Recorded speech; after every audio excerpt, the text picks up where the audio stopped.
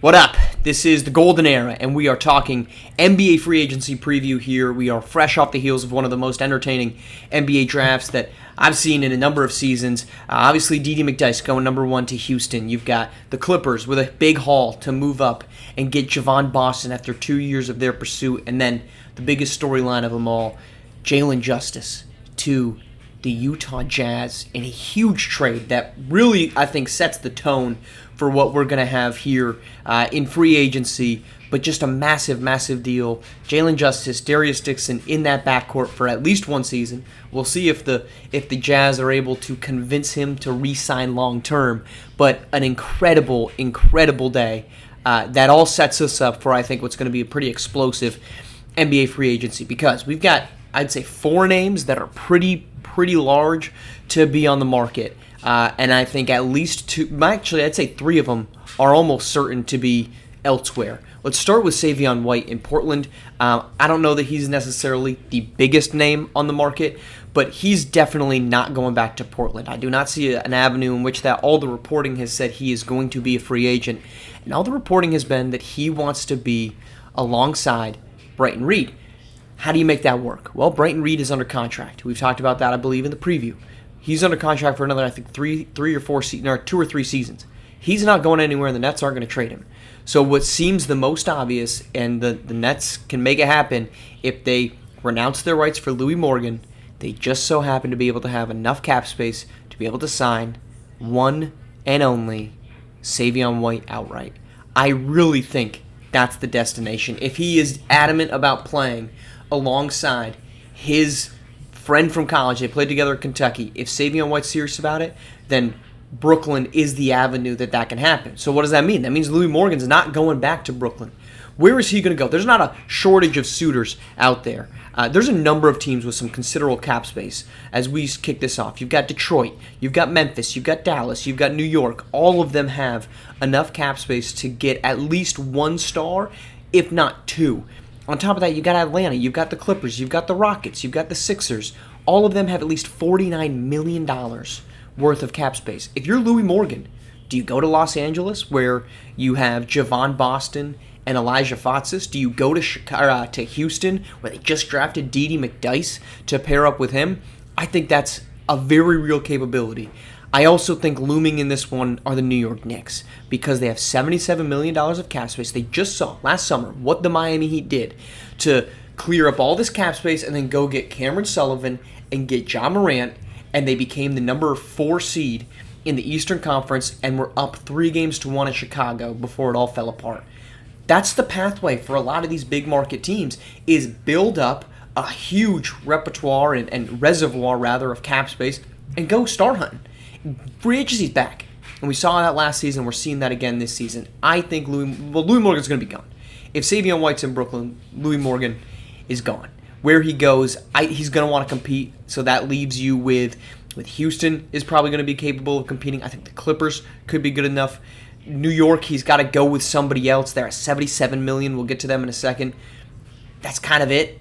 None of the other teams are really in great position unless he does a sign and trade to a market that he thinks he can be successful at. Where that is, it's tough to really say. I don't think a lot of these top contenders, they've kind of been figured out. The Kings, the Warriors, the Jazz, the Suns, they're all pretty much stocked in where they are. Which brings us over to Ezekiel Morrow. There's no way now that Jalen Justice is out that Ezekiel Morrow is going back to Toronto, and if he does go back, he's only going back on a 1-year deal because they've got 1-year contracts on expiring deals for Jacob Cuxix, for Terrence Clark, for Shane Ruffin, for Zeke Naji, for Keon Wallace. They only have 1 guy that's under contract for 2 years, and that's actually Terrence Clark. I misspoke. He's got an extra year. He's the only player that's not on an expiring deal. This team is not built to win games next season or beyond next season. I don't see a pathway in which Ezekiel Morrow returns. So those same teams that we're talking about, Detroit, Memphis, Dallas, New York, I think those are the teams to watch. I think the Clippers, I don't think the Hawks are. I think the Clippers and the Rockets, hey, you can go and get an elite all-NBA caliber, more likely at this point in his career, all-star level forward. That's what you need. And he plays the 4 exceptionally well. So you're getting a guy that's going to be fantastic at that position to be able to excel. And that's I think, the hardest position to find right now in the NBA. So those three guys are definitely on. The other name on the market, Malik Hightower in Phoenix. I don't think it's a foregone conclusion that he's going back to Phoenix. I really don't. He was scapegoated pretty heavily after the NBA Finals. They really, a lot of that. You had the turnover there after the Jalen Justice 3, that the pass that made its way to Philip Tyler, that he gets fouled, he makes the 2 free throws, and pretty much the game's over after Cade Cunningham can't hit a deep 3. He struggled a little bit in the NBA Finals, and this is a guy that's been traded 3 times in his career, from Brooklyn to Milwaukee, and then from Milwaukee to Phoenix.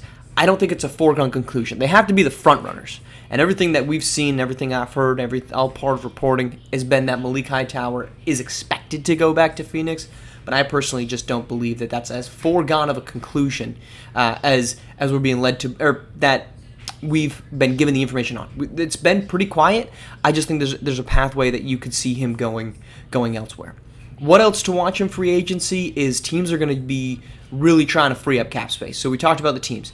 Detroit has $96 million in cap space. Memphis, $89 million. Dallas, $81 million. New York, $77 million. And New York can get even more if they trade Zion Williamson's $50 million deal. So at 49 this season and then another 52. So they'd have to attach assets if they're going to clear out. But if they think they could get 2 of those 4 guys, if we're just going to pencil Savion White into Brooklyn, which just feels like it's going to happen, I would be shocked.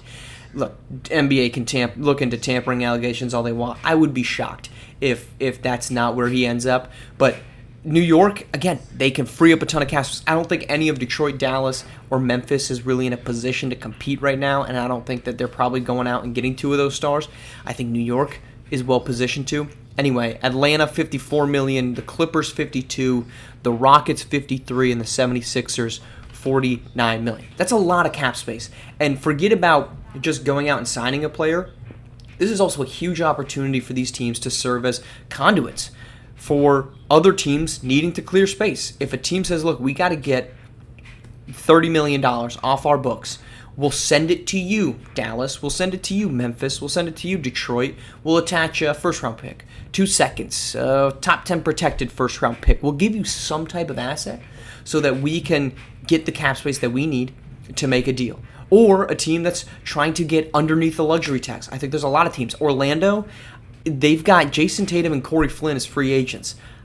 That's going to be a huge luxury tax bill if they try to do that. So would they try to move Trayvon Bukes, who was the hero of Game 7 of the NBA Finals? Would they try to move some of these side pieces to try to bring back some cap space or at least get lower on the luxury tax bill? I think that's very real, especially because of the luxury tax penalty increasing. They bumped it up by $5 million the level, but the penalty is increasing by 10%. So that's going to be very challenging, and I think a lot of these mid-market teams that have kind of been willing and dealing, freely spending, Orlando chief among them. I think Milwaukee's on that list as a team to say, we've got to find a way to trim some of the fat. Indiana, $70 million last year, or I think there was $40 million into the luxury tax last season.